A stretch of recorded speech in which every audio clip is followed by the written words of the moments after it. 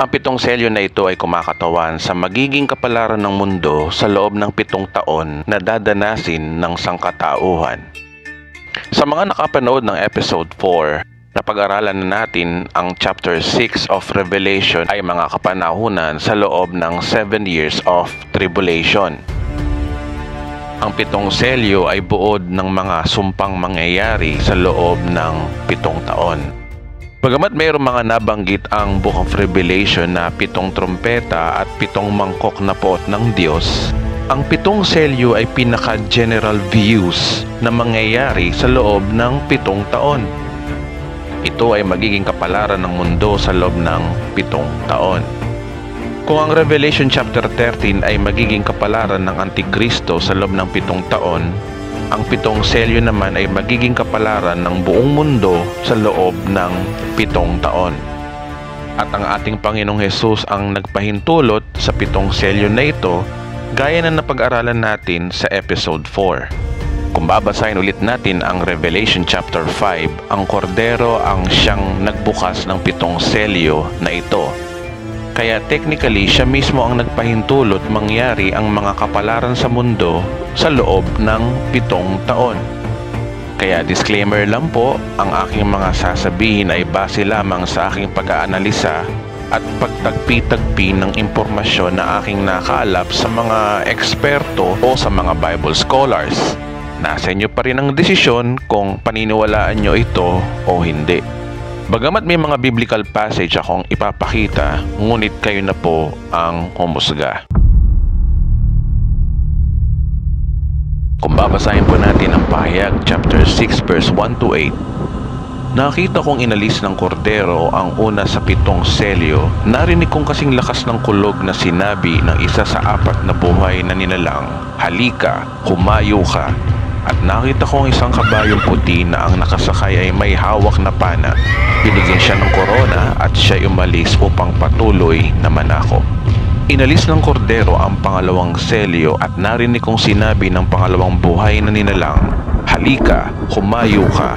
Isa namang kabayong pula ang lumitaw na ang nakasakay ay binigyan ng kapangyarihang magpasimula ng digmaan sa lupa upang magpatayan ang mga tao.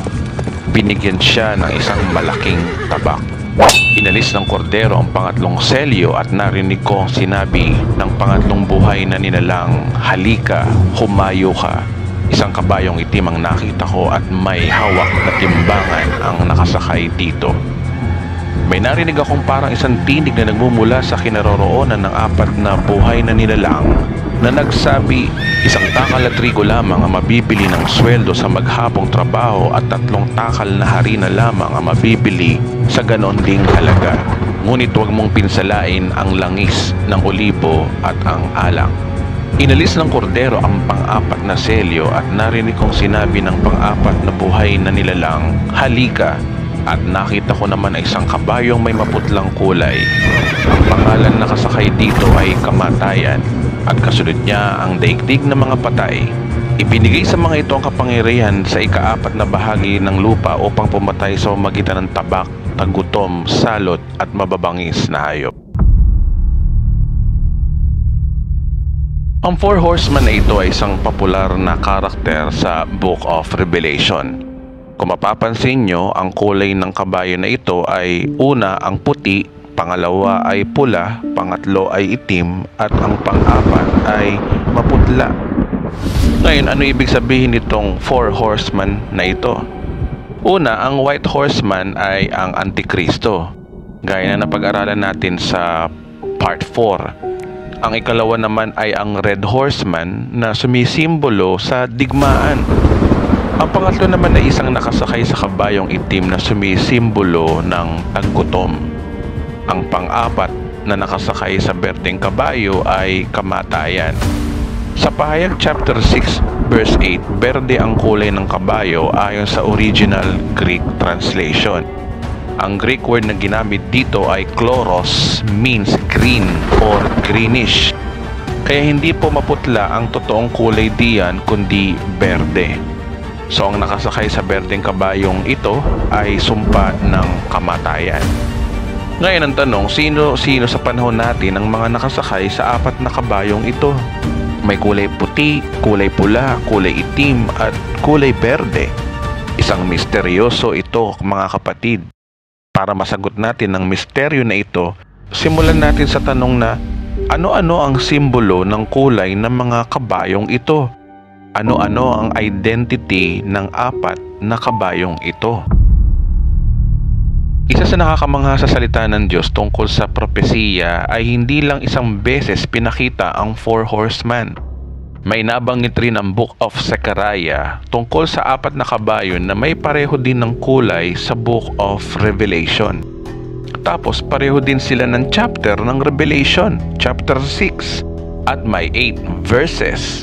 Ang maganda lang sa mga pangitain ni Propeta Zechariah, pinakita ng Diyos sa kanya ang identity ng apat na kabayo at kung saan parte ng mundo magsisimula ang apat na kabayong ito. Ito ay missing part ng Book of Revelation. Ito ay nasusulat sa chapter 6 ng Zacarias. Sa Zechariah chapter 6 na ito, dalawa ang ating matututunan: ang identity ng apat na kabayo at saang bansa naninirahan ang apat na kabayong ito. Una, ang identity ng mga kabayo. Ngayon, basahin natin sa Zacarias chapter 6 verse 1 to 3. Muli kong itinaas ang aking paningin at ang aking nakita at narito lumabas ang apat na karwahe na mula sa pagitan ng dalawang bundok at ang mga bundok ay bundok na tanso. Ang unang karwahe ay may kabayong pula, ang ikalawa ay mga kabayong itim, ang ikatlo ay may mga kabayong puti, at ang ikaapat na karwahe ay mga kabayong kulay abo. Ayon sa verse na yan, may pangitain si Propeta Zacarias tungkol din sa apat na karwahe na lumalabas sa mga bundok na tanso. Ang mga kabayo sa karwahe ay kabayong pula, kabayong itim, kabayong puti, at kabayong kulay abo. Sa verse 4, nang magkagayoy sinabi ko sa anghel na nakipag-usap sa akin, "Ano ang mga ito, Panginoon ko?" Tinanong agad ni Zechariah na ano ang ibig sabihin ng apat na kabayo. Yun ang magandang tanong. Sa verse 5, ang anghel ay sumagot sa akin, "Ang mga ito'y apat na espiritu ng kalangitan na pumaparot pa rito mula sa harapan ng Panginoon ng buong lupa." Sabi ng anghel ay ang apat na kabayang ito ay apat na espiritu ng kalangitan. Kapag sinabing espiritu, ito ay impluwensya sa puso at isipan ng isang tao. Ang tao ay naiimpluwensya ng idea o paniniwala, ito ay tinatawag na espiritu. So ang espiritu na binabanggit sa apat na kabayo ay isang major belief o global belief system dito sa daigdig. So ngayon may idea na tayo na ang apat na kabayong na may kulay na puti, pula, itim at berde ay ideologies of globalization. Ang ideologies of globalization ay mga espiritu na nagbibigay ng impluwensya sa mga tao dito sa mundo sa kanilang paniniwala. Kung paano mabuhay, kung paano dapat gawin, paano pamunuan ng kanilang gobyerno, at ano ang tamang relihiyon. Sa madaling salita, ang apat na kabayo ay sumisimbolo sa 4 major belief system ng buong mundo. Ngayon ang tanong, ano yung mga 4 majority belief system na meron sa mundo natin ngayon? Tingnan natin yung una, yung kabayong pula. Anong global belief ang sumisimbolo sa kulay pula? Meron bang espiritu dito sa mundo natin ngayon na maaring ito ay red spirit? Ngayon, pumasok sa aking isipan na ang sumisimbolo sa kulay pula ay internationally ay ang communism. Ang basic belief ng communism ay pagkakapantay-pantay ng distribution ng kayamanan, na wala dapat mayaman at mahirap, lahat ay pantay-pantay.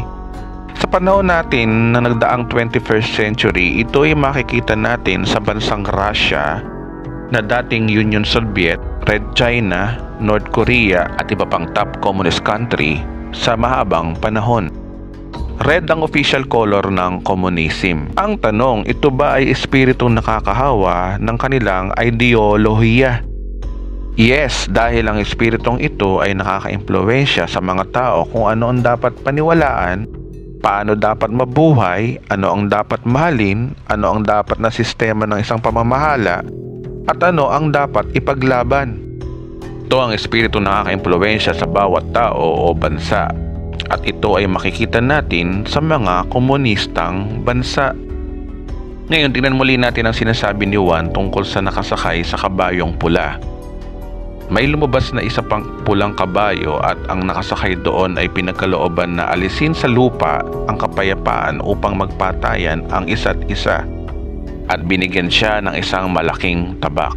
So ibig sabihin ang nakasakay sa kabayo ay isang komunista. Ngayon, bakit ko nasabi? Sabi diyan, ang nakasakay sa kabayo ay pinagkaloobang alisin sa lupa ang kapayapaan. Malinaw naman sa history ng komunism na walang peace ang buhay nila. Puro revolusyon, puro pag-aaklas, puro protesta, puro welga, at puro gera. Halimbawa, sa history ng Russia, totally there were 3 major revolutions in St. Petersburg. The Russian Revolution of 1905 to 1907, the February Bourgeois Democratic Revolution noong 1917, at the Great October Socialist Revolution of 1917.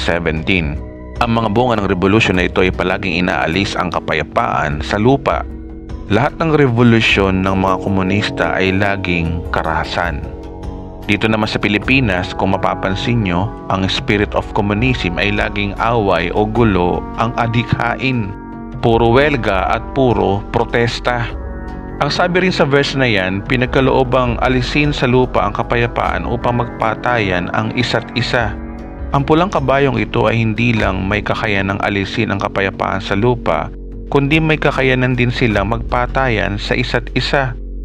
Historically, si Joseph Stalin na pinuno ng Russia noong World War II ay responsable sa 22 million na kababayan niyang mismo ang pinagpapatay sa Katyn Massacre noong 1940 sa Russia. Ayon sa Wikipedia, approved by the Politburo of the Communist Party of the Soviet Union, including its leader, Joseph Stalin. The number of victims is estimated at about 22,000. At sa ibaba ng page, Stalin was ultimately responsible for the deaths of at least 20 million people. Maliwanag diyan na si Joseph Stalin mismo ng Russia ang kumitil ng buhay ng sarili niyang kababayan. Sila rin nagpapatayan. Even yung mga komunistang bansang China noong 1959 to 1961 sa pangunguna ni Mao Zedong, sarili rin niyang kababayan ay pinagpapatay din niya. Kung titingnan mo ang Google, sabi diyan, who killed the most in China? Mao Zedong. Historically, 30 million ang namatay sa tinatawag nilang Cultural Revolution ni Mao Zedong. Kaya ganun din, pareho ng Russia, sila din nagpapatayan. Kahit sa panahon natin ngayon, ang North Korea ay walang ginawa kundi maghamon ng nuclear war. Kaya tama ang sinasabi ng Biblia sa kanila na sila ay pinagkaloobang alisin sa lupa ang kapayapaan upang magpatayan ang isa't isa. Kung mapapansin nyo ang bandera nila, lahat ay red, telling us that they are under the spirit of red na sinasabi ng Bible. Ang ikalawa naman dito ay yung black horse. Ang sabi sa Pahayag chapter 6 verse 5, isang kabayong itim ang nakita ko at may hawak na timbangan ang nakasakay dito. Ang nakasakay dito ay may hawak na timbangan, meaning ang nakasakay dito ay may hawak ng ekonomiya ng buong mundo. Ngayon, paano ko nalaman na ito ay sumisimbolo sa paghawak ng ekonomiya? Basahin natin ang verse 6. May narinig akong isang parang tinig na nagmumula sa kinaroroonan ng 4 na buhay na nilalang na ang nagsabi, isang takal na trigo lamang mabibili ng sweldo sa maghapong trabaho at 3 takal na harina lamang ang mabibili sa ganun ding halaga. Ngunit huwag mong pinsalain ang langis ng olibo at ang alak. Sabi sa verse na may limitasyon ang sweldo ng mga tao para makabili ng ganong sukat ng kanilang pagkain. Nangangahulugan isang tagutom ang mangyayari at ang timbangan ay sumisimbolo sa sukat ng pagkain sa maghapon. Ngayon ang tanong, sino ang magiging sanhi ng tagutom na ito?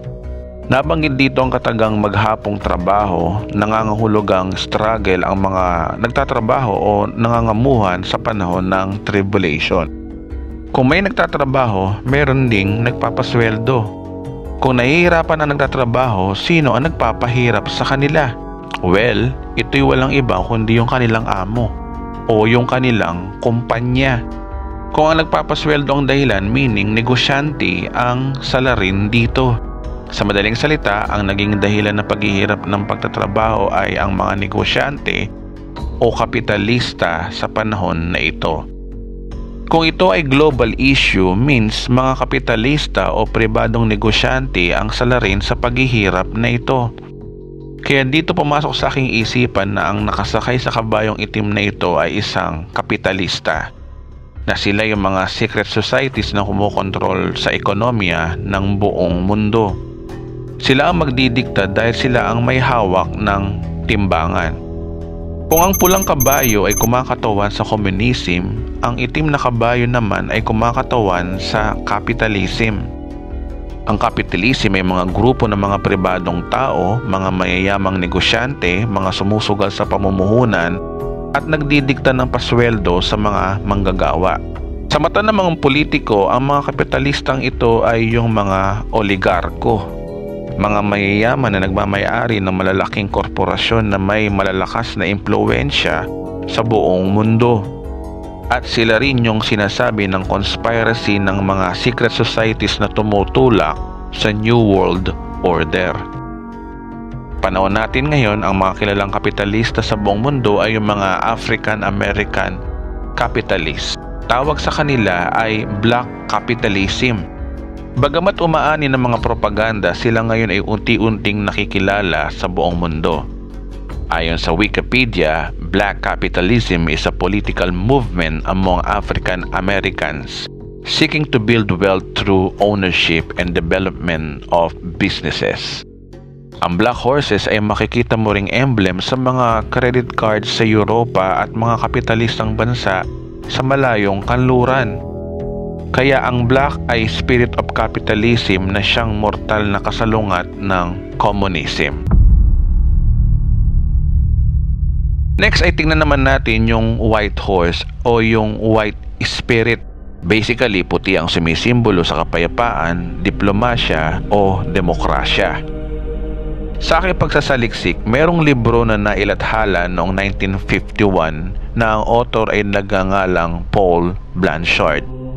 Ang pamagat ng librong ito ay pinamagatang Communism, Democracy, and Catholic Power. Actually, nabasa ko ito sa isang libreng PDF na website. Ang website ay archive.org. Kung titingnan mo ang website na ito, ang author ay si Paul Blanchard at copyright noong 1951. Ang librong ito ay hindi po prophecy book. Ito ay political science book. Ang tanong ko dito, bakit pinag-uugnay ng author ang communism, Catholicism at democracy? Noong binasa ko ito, ang pinakakonsepto pala nito ay ang communism, Catholicism, and democracy ay tatlong makapangyarihan na belief system dito sa mundo na siyang kumokontrol kung ano ang gagawin ng isang bansa, kung anong gagawin ng isang individual. Ang pagkakaintindi ko sa binasa ko, halos lahat daw ng conflict o awayan ng mga bansa o sa pagitan ng mga bansa at modernong kasaysayan, laging kasangkot ang tatlong kapangyarihan na ito: democracy or Catholicism at communism. Ngayon, tinanong ko ang sarili ko, kung ang communism ay red spirit o pulang kabayo, meron kayang chance na ang Catholicism o yung democracy ay yung white spirit o yung puting kabayo?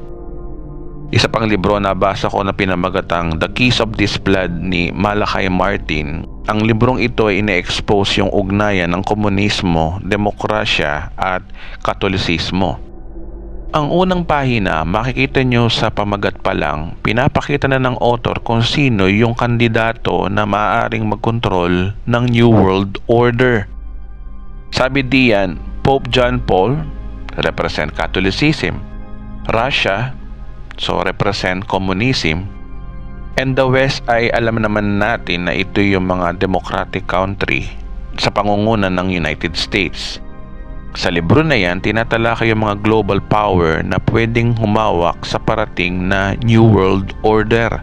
Ang author na ito ay pareho din ng sinasabi ni Paul Blanchard na ang Catholicism o Democrats ay isa sa hanay ng mga geopolitics. Ngayon, kung Catholics ay isang white spirit, meron ba tayong emblem na white ang color ng Catholicism? Kung titingnan mo ang kadalasang kulay ng damit ng Santo Papa, laging white. Yung eroplano ng Santo Papa ay kulay white. Ang helicopter ng Santo Papa ay kulay white. Ang kanyang bulletproof Pope mobile color ay white. Ngayon, kung tatanungin ko kayo mga kababayan, kung ang Santo Papa ay sasakay sa kabayo, anong kulay ang kanyang malamang napipiliin? Siyempre, white. Kaya ako'y naniniwala na ang white horse ay kumakatawan sa impluwensya ng Catholicism o democratic governments ayon sa librong nabasa natin. Pang-apat ay ang spirit ay yung green horse. Sa pag-aaral natin kung ang red ay communism, black ay capitalism, white ay Catholicism, ano naman ang green? Anong geopolitical power na gumagamit ang kulay green? Sa aking pag-aanalisa, ito'y makikita natin sa Islam. Kung i-google natin ang official color ng Islam, ang sabi diyan, today, green is widely recognized as a symbol of Islam, of Muslim dignitaries. The color's figurative importance comes from that belief that Muhammad frequently wore a green cloak. Ayon sa mga Islam, naniniwala sila na madalas na sinusuot ni Propeta Muhammad ay ang kanyang berdeng balabal.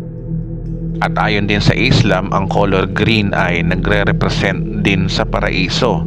Kaya green ang kanilang official na kulay. Kung titingnan mo yung flags sa Saudi Arabia, ang kulay ng bandila nila ay kulay green. Ang Pakistan, ang kulay ng bandila nila ay kulay green. Ito pa, ang bandera ng Arab League o samahan ng mga Arabo sa iba't ibang bansa ay kulay green. Pati kulay ng pintuan sa Temple Mount, kulay green. Mga parades na ginagawa ng Muslim, sobrang halata na green talaga ang kanilang official color. Kaya pala kapag naglalaro ako ng computer games na Command and Conquer Generals, kulay green ang Arab countries.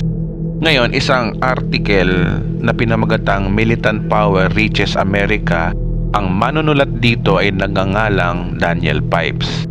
Ayon sa www.danielpipes.org, the collapse of the Soviet Union in 1991 prompted loose talk about Islam replacing Marxism-Leninism as the West's necessary enemy. In symbolic terms, it was said that green Islam color had replaced red communism color in the West Rogues Gallery.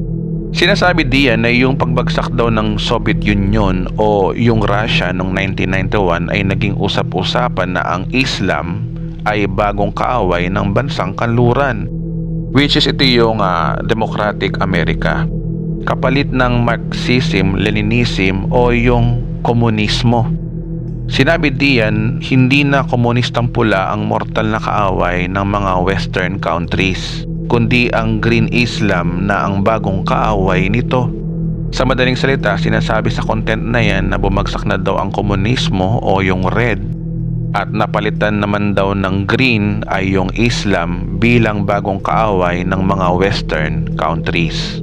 So, inaamin ng ibang manunulat na ang Green Islam ay ikaapat na geopolitical power. Nagpapahiwatig na ang Islam ay ikaapat na espiritu na nabanggit ni Propeta Zacarias 2,600 years ago. Ngayon, kung babasahin natin kung sino nakasakay, and behold the pale horse who sat upon him, his name was Death, and Hades follow with him. Ang sabi diyan, and behold a pale green horse. Kapag pinagsama mo ang pale at green horse, ito ay magre-resulta na kulay abo o batik-batik na abo. Ang sabi diyan, his name that was sat on him was Death. Kaya pala maberdeng abo ang kulay ng kabayo dahil ang kakulay niya ang naaagnas na bangkay. Isa sa nature na mayroong espiritu ng Islam ay pagbibigay ng buhay o martyrdom. Handa silang mamatay sa kanilang pananampalataya. Halimbawa, yung mga suicide bomber. For the record, thousands of record ng suicide bombing ay nangyari sa loob ng 40 years. Hindi ba kayo nagtataka, karamihan sa mga suicide bomber, ang religion ay Muslim, paniniwalang Islam? Ayon sa article ng AEI.org na pinamagatang Why So Many Suicide Bombers If Islam Prohibits Suicide. Ayon sa article na yan, bagamat pinagbabawal sa relihiyon ng Islam ang suicide, ang paniniwala ng mga suicide bombers ay hindi naman pagpapakamatay ang kanilang ginagawa, kundi ito ay paglipat lamang nila sa paradise. Remember, kaya green ang color ng Islam dahil ang color ng green represents paradise.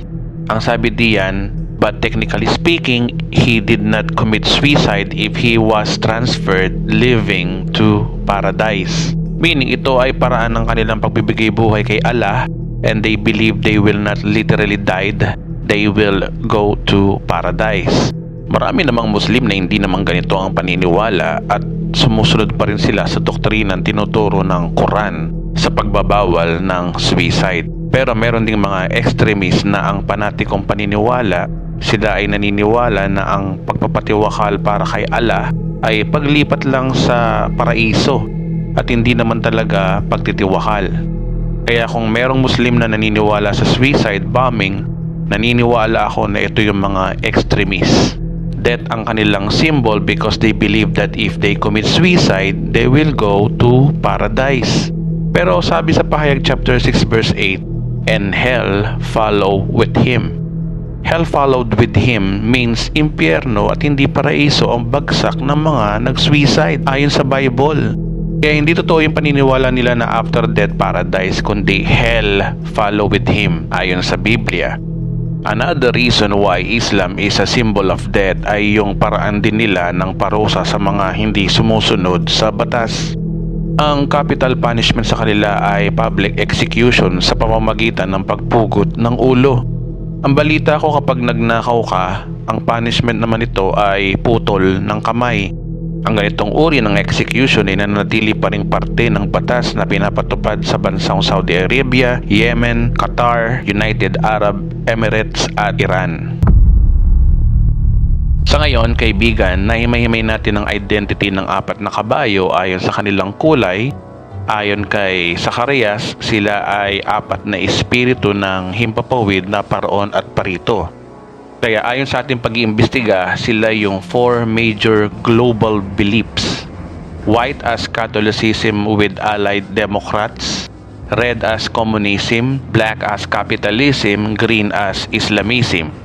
Ito ay cancer na ng buong mundo noon pa man. Ang next question naman ay, saang bansa naninirahan ang apat na espiritong ito? Isang mind-blowing at nakakakilabot, kaibigan, kung babasahin natin ang mga sumusunod na verse. Dahil sinabi na rin ng Biblia kung saang bansa nakatira ang Communism, Catholicism, Capitalism at Islamism. At maaring magugulat ka sa iyong mababasa. Malalaman natin yan sa verse 6 at 7. Verse 6, ang karwahe na may kabayong itim ay patungo sa hilagang lupain, ang mga mapuputi ay sumunod sa kanila, ang mga kulay abo ay patungo sa timugang lupain.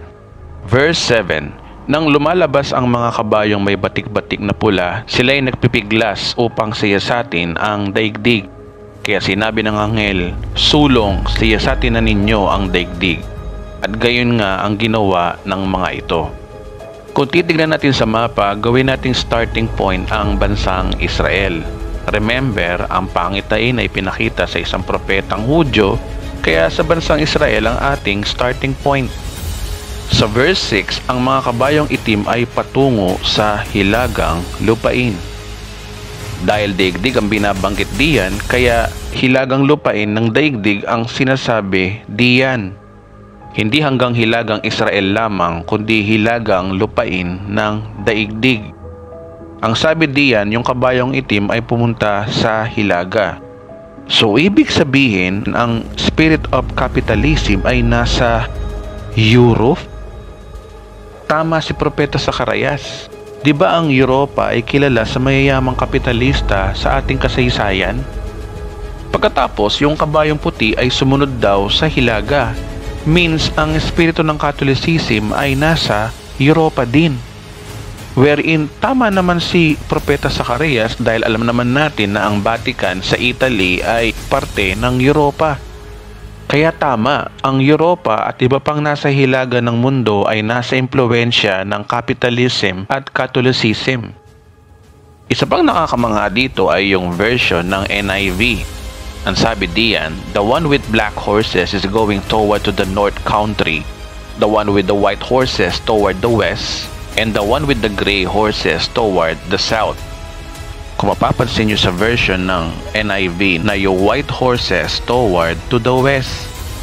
Dahil buong mundo ang hangganan nito, nagpapakita na yung mga Democrats at Catholic spirit ay tinutumbok ang west kung saan yung lupain ng North America.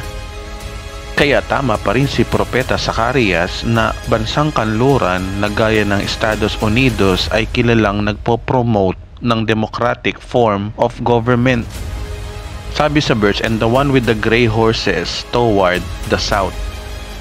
Ang gray horses dito sa Zacarias at green horse sa Revelation ay iisa. Sila ay naninirahan sa timog ng mga bansa.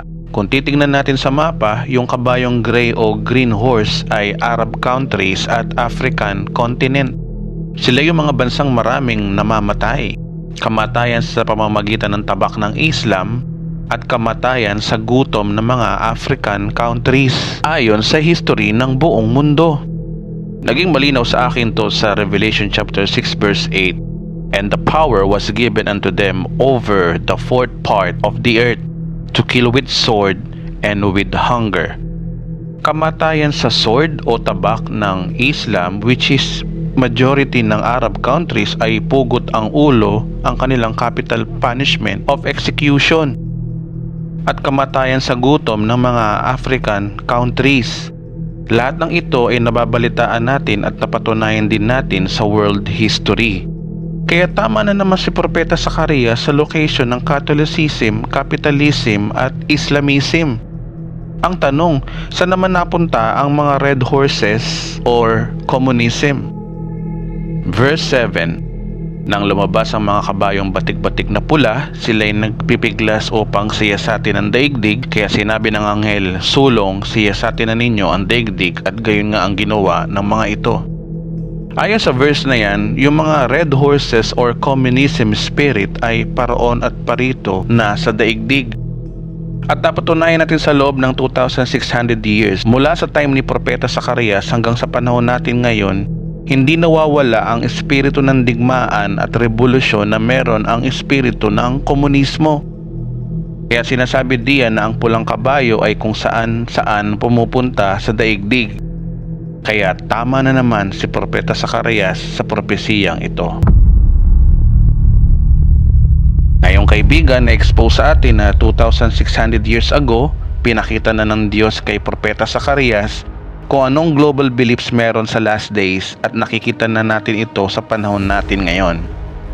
Ang impluwensya ng Democrats at Catholicism sa Western and European countries, ang impluwensya ng capitalism sa Northern countries, which is European countries, ang impluwensya ng Islamism sa southern part ng Israel, which is Arab countries, at ang impluwensya ng communism na nagkakalat sa buong mundo. Pinakita na ito kay Zacarias bago pa mangyari ang future 4 horsemen sa 7 years of tribulation. Sa 4 horses na ito, malinaw na ang Zechariah chapter 6 ay present day condition ng 4 horses. At ang Revelation chapter 6 ay future activity ng 4 horses with riders sa panahon ng 7 years of tribulation. Ngayon alam na natin ang identity ng 4 horsemen at alam na rin natin kung saang bansa sila manggagaling. Ito na yung mga future na gagawin nila sa 7 years of tribulation. Ngayon, pag-aralan na natin ang future ng 4 horses na ito. Pahayag chapter 6 verse 1 and 2. Nakita kong inalis ng kordero ang unang 7 selyo at narinig kong kasing lakas ng kulog na sinabi ng isa sa 4 na buhay na nilalang, "Halika, humayo ka," at nakita kong isang kabayo puti na ang nakasakay ay may hawak na pana. Binigyan siya ng korona at siya'y umalis upang patuloy na manakop. So sa puting kabayo ay may nakasakay na, which is ito yung Antikristo na natalakay natin sa part 4. At naging malinaw sa atin ngayon na ang Antikristo ay nakasakay sa impluwensya ng Katolisismo o ng Santo Papa o yung puting kabayo.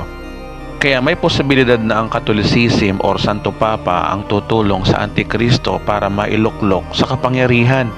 Again, gaya ng sinabi ko sa part 5, hindi Santo Papa ang Antikristo. Pero may posibilidad na siya ang tutulong sa Antikristo para mailuklok sa kapangyarihan patungo sa one world government. At tatalakayin natin yan sa part 7 kung ano ang relasyon ng Antikristo sa Katolisismo. At gaya ng sinabi ko sa part 4 at part 5, ang Antikristo ay magpo-promote ng kapayapaan. Sa first 3.5 years, democratic form of government ang kanyang New World Order. No wonder siya ay pro-democracy dahil ang United Nations ay democracy. Ayon kay Propeta Zacarias, ang itim na kabayo ay kaalyado ng puting kabayo. Meaning, ang mga Democrats na puro Catholicism ay kaalyado ang capitalism. Kaya tumutugma ito sa conspiracy theories na may kinalaman ang mga secret societies na ito sa pagtayo ng New World Order.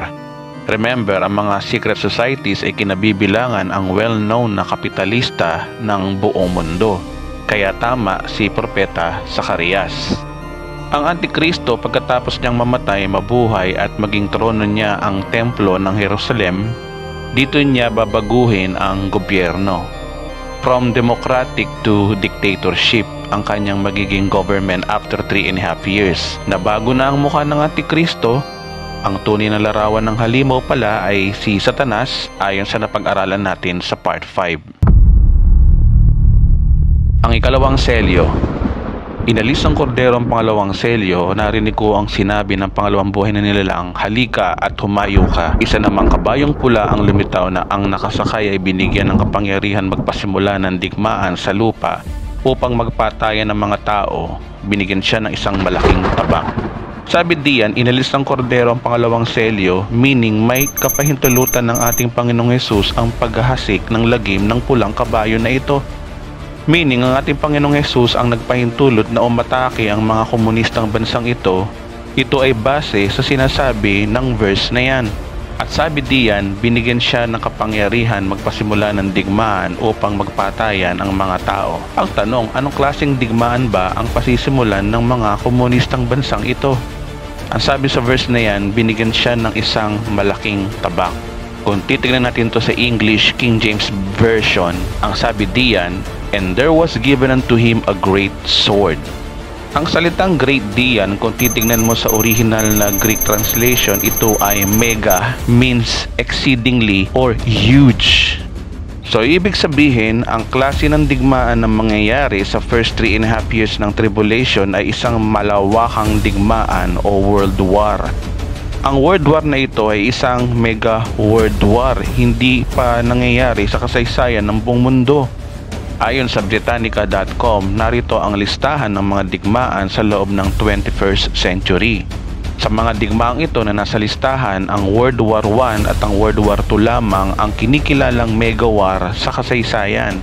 Dahil malaking tabak o mega sword ang hawak ng kabayong pula, ito ay isang world war or great war.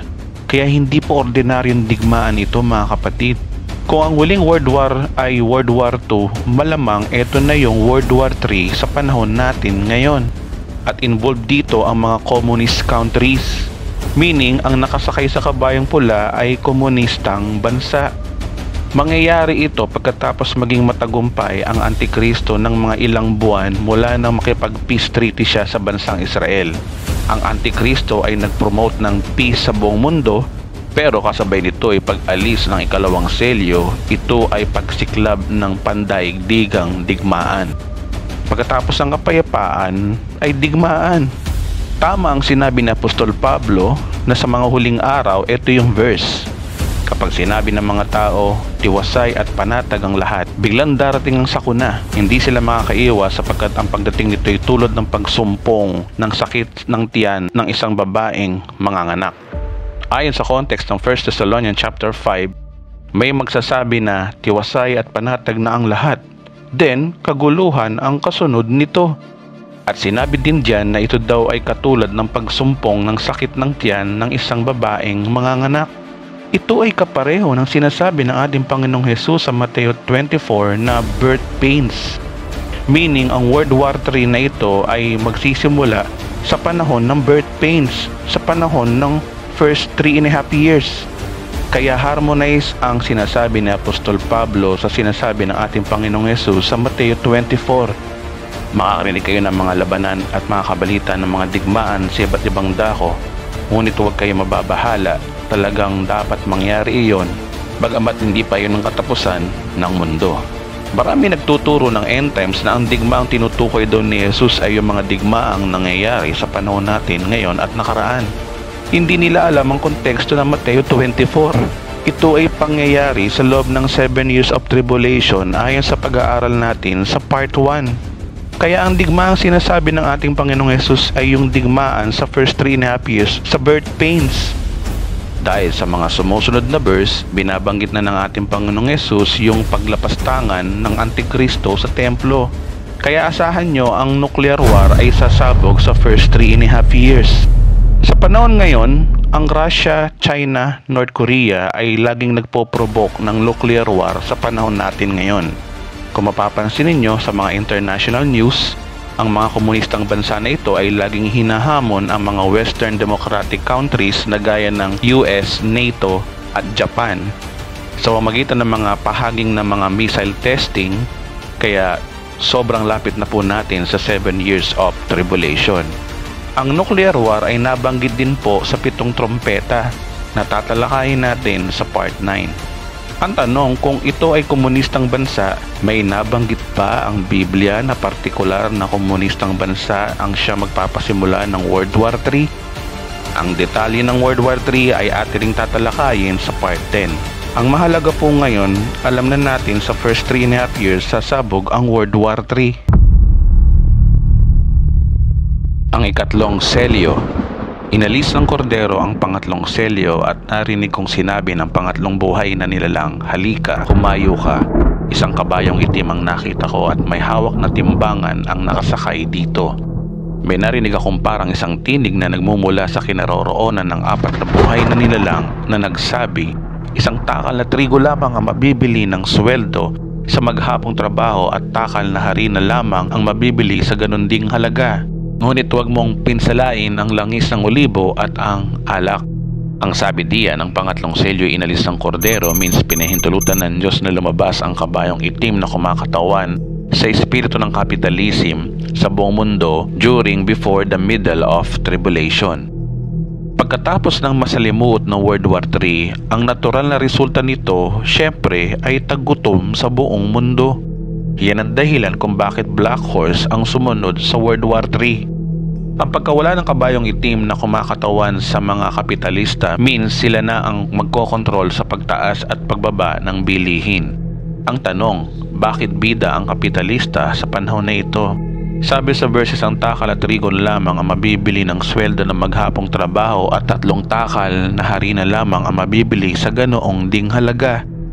Ang pangungusap na ito ay nagpapahiwatig na magkakaroon ng matinding pagbagsak ng ekonomiya. Ang tagutom na ito ay iba sa mga nakaraang tagutom, kundi ito ay great famines. Hindi po ito birong tagutom. Remember, nasa Great Tribulation na tayo sa panahon na ito. Kaya pag sinabing Great Tribulation, asahan nyo na great famines ang binabanggit dito. Pero sinabi din sa verse na yan na may exemption ang tagutom na ito. Ang sabi diyan, huwag mong pinsalain ang langis ng olibo at ng alak. Ang tanong, anong ibig sabihin na huwag mong pinsalain ang langis ng olibo at ang alak? Sa panahon ni Juan at sa kultura ng mga Hudyo, ang langis at ang alak ay hindi necessary sa mga sangkap o pagkain. Maliban lang kung ikaw ay mayaman. Ang olive oil at wines ay pangmayaman na pagkain. Ito ay luxury foods and beverages sa panahon ni Juan. Kaya yung mga may afford na bumili ng olive oil at wines ay yung mga mayayaman na tao sa panahon na ito. Sila yung tinutukoy na huwag pinsalain yung mga mayayamang may kakayanang bumili ng olive oil at wines. At alam naman natin na ang mga mayayaman, majority diyan ay mga negosyante o mga kapitalista. Kaya ang kahulugan ng propesiya na yan ay exempted ang mga kapitalista sa panahon ng tagutom sa Great Tribulation. Kaya sa panahon na ito, ang mga mayayaman ay lalong yumayaman at ang mga mahihirap ay lalong maghihirap. Mas triple ito kaysa sa panahon natin ngayon. Yan ang meaning ng propesiya na huwag mong pinsalain ang langis ng olibo at ang alak. Hawak ang timbangan means lalawak ang kapangyarihan ng oligarko sa panahon na ito. Naniniwala ako na mangyayari ito bago sa kalagitnaan ng 7 years of tribulation.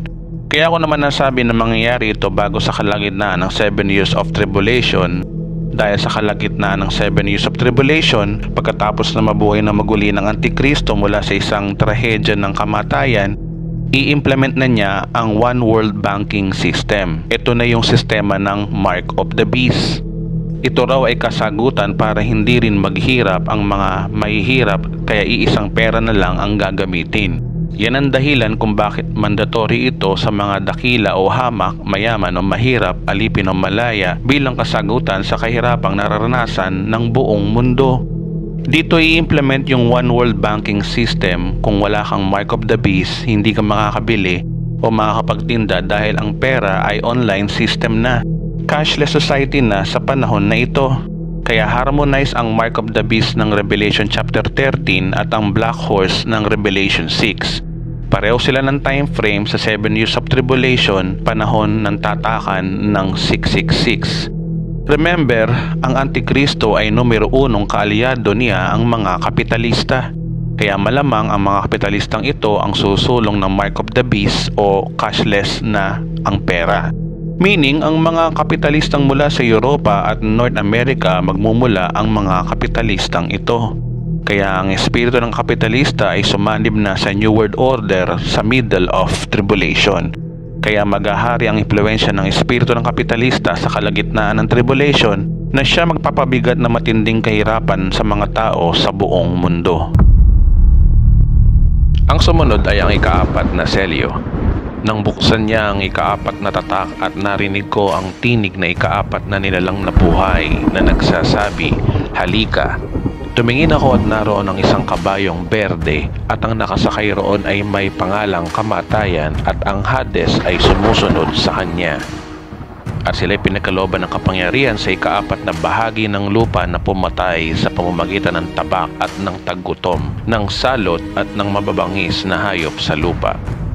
Ang panahon ng ika-4 na selyo ay panahon na tinatawag na The Great Tribulation. Ang pagbukas ng kordero sa ika-4 na selyo ay nagpapahiwatig na ang ating Panginoong Hesus ang nagpahintulot sa Great Tribulation na ito.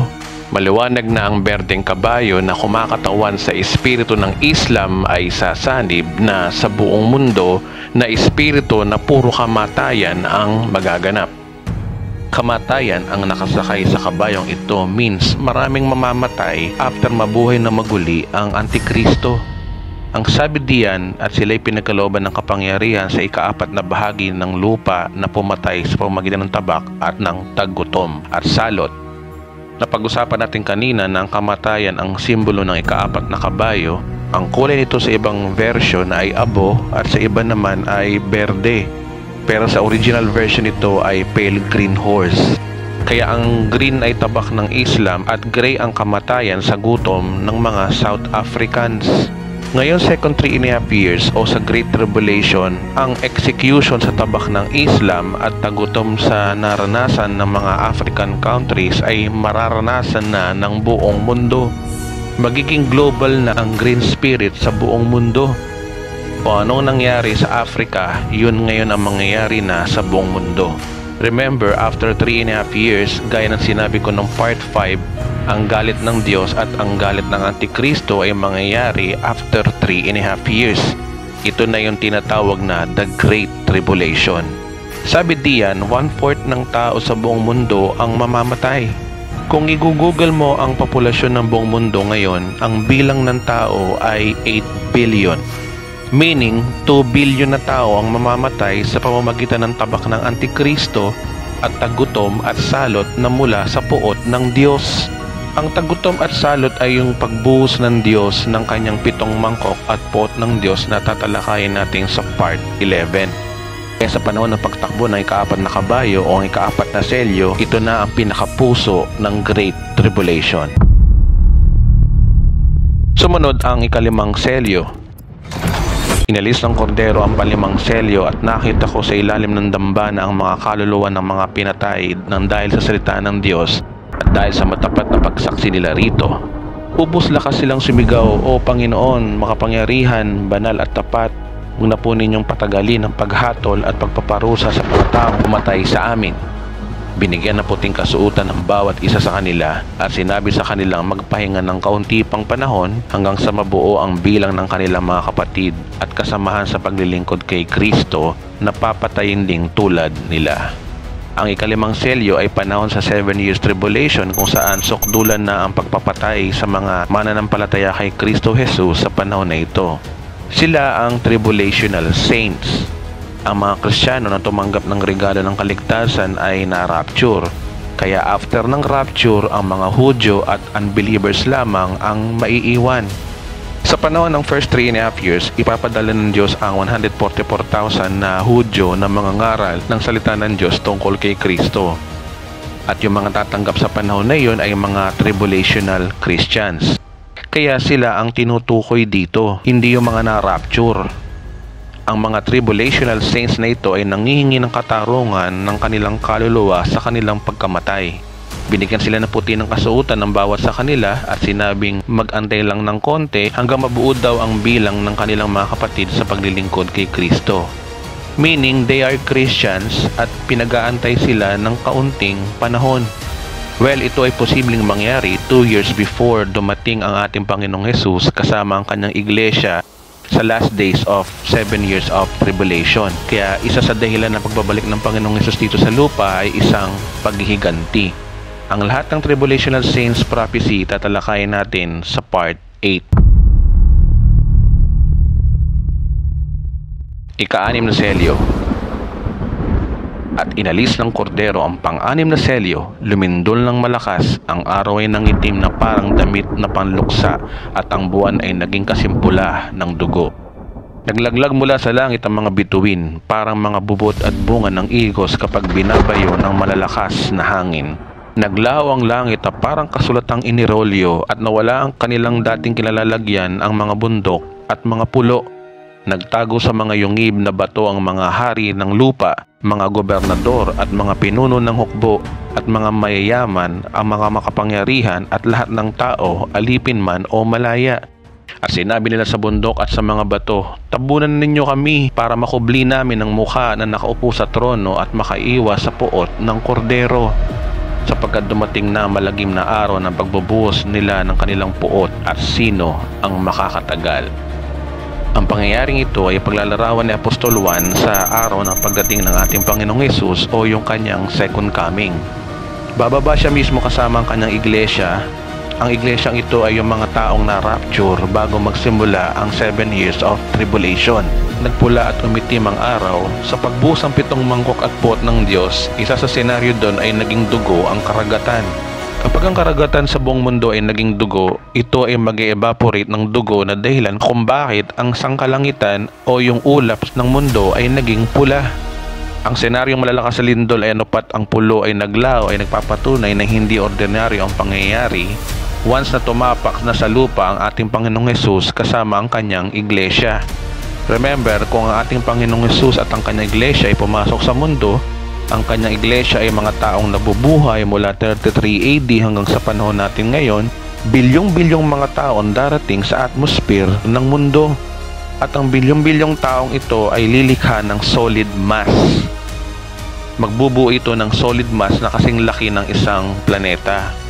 Sa aking pananaw, magkikreate ito ng isang gravitational pull paitaas mula sa pagdating ng ating Panginoong Hesus kasamang kanyang iglesia pagpasok sa atmosphere ng Earth. Kaya ang resulta, malalakas na lindol at paglaho ng mga pulo sa mundo ang maging epekto nito. Ito ay isang nakakatakot na mangyayari sa buong mundo mga kapatid at sa buong kasaysayan nito. Akalain ng tao ng mundo ay katapusan na ng mundo. Kaya nga sabi sa verse 15 to 17, nagtago sa mga yungib na bato ang mga hari ng lupa, ang mga gobernador, ang mga pinuno ng hukbo, ang mga mayayaman, ang mga makapangyarihan at lahat ng tao, alipin man o malaya. At sinabi nila sa bundok ng mga bato, tabunan na ninyo kami at makubli kami sa mukha na nakaupo sa trono at makaiwas sa puot ng kordero. Dumating na malagim na araw na pagbubuhos nila sa kanilang puot at sino ang makakatagal. Tama ang sinabi ng ating Panginoong Hesus sa Mateo 24, pagkatapos ng kapighatian sa panahon na iyon, magdidilim ang araw, hindi magliliwanag ang buwan, maglalaglag mula sa langit ang mga bituin at mayayanig ang kapangyarihan sa kalawakan, tapos lilitaw sa langit ang tanda ng anak ng tao at mananangis ang lahat ng bansa. Makikita nila na ang anak ng tao ay nasa alapaap at dumarating na may dakilang kapangyarihan at kadakilaan. Sumunod ang ikapitong selyo. Ang ikapitong selyo ay tumalon sa ibang chapter. Ito ay Revelation chapter 8 verse 1 to 5. Maaring itanong mo sa akin, kaibigan, bakit ang ikapitong selyo ay lumaktaw sa isang chapter? Ang chapter 7 ay isang parenthetical chapter. Ang mga parenthetical chapters at parallel chapters ng Revelation ay pag-uusapan natin next episode sa part 7. Sa ngayon, basahin muna natin ang ikapitong selyo. Nang alisin ng kordero ang ikapitong selyo, naghari sa langit ang katahimikan sa loob ng halos kalahating oras. Pagkatapos ito ay nakita ko ang isang pitong anghel na nakatayo sa harapan ng Diyos at binigyan ng trumpeta ang bawat isa sa kanila. Dumating ang isa pang anghel na may dalang gintong sunugan ng insenso at tumayo naman sa harapan ng dambana. Binigyan siya ng maraming insenso upang ihandog sa dambana ang ginto na nasa harapan ng trono, kalakip ang dalangin ng mga hinirang ng Diyos. Mula sa kamay ng anghel, unti-unting tumaas sa harapan ng Diyos ang usok ng insenso, kalakip ng dalangin ng mga hinirang ng Diyos. Pagkatapos, ang anghel ay kumuha ng baga mula sa dambana, inilagay sa sunugan ng insenso at inihagi sa lupa, at biglang kumulog, nagkaingay at kumidlat at lumindol. Ang senaryong ito ay senaryo lamang sa kalangitan sa isang pagtatapos sa pamamagitan ng huling selyo. Ang ikapitong selyo ay isang selyo ng katapusan ng 7 years of tribulation. Nakababa na sa lupa ang ating Panginoong Hesus kasama ang kanyang iglesia. Ang insenso sa dambana ay panalangin sa langit ay natupad na. Ang sabi sa verse 3, ito yung kalakip na dalangin na hinirang ng Diyos. Ito yung katuparan ng mga tribulational saints na humingi ng paghihiganti sa ikalimang selyo na nabanggit natin kanina. Kung babalikan yung sinabi ko kanina, ang kanilang lokasyon ay nasa dambana din sa kalangitan. Ang sabi ng Panginoon sa kanila, mag-antay ng kaunting panahon at ito yung mangyayari sa ika-6 na selyo. Kaya ang ikapitong selyo ay naglalarawan na sinagot na ng Diyos ang panalangin ng banal sa paghihiganti ng kordero. Ngayong kaibigan, ating napag-aralan verse by verse ang pagkakatugma ng pangyayari sa loob ng 7 years of tribulation. Nakita natin na harmonize ang pangyayari ng Antikristo sa loob ng 7 taon at pangyayari ng 7 selyo sa loob ng 7 taon. Ang 7 selyo na ito ay ating magsisilbing mapa kung ano ang mangyayari sa loob ng 7 taon. Sa pag-aaral na ito, alam kong may mga katanungan kayo sa pagkakasunod-sunod ng mga chapters sa Book of Revelation na atin namang sasagutin sa part 7 kung ano ba talaga ang tamang pagkakasunod-sunod ng Book of Revelation.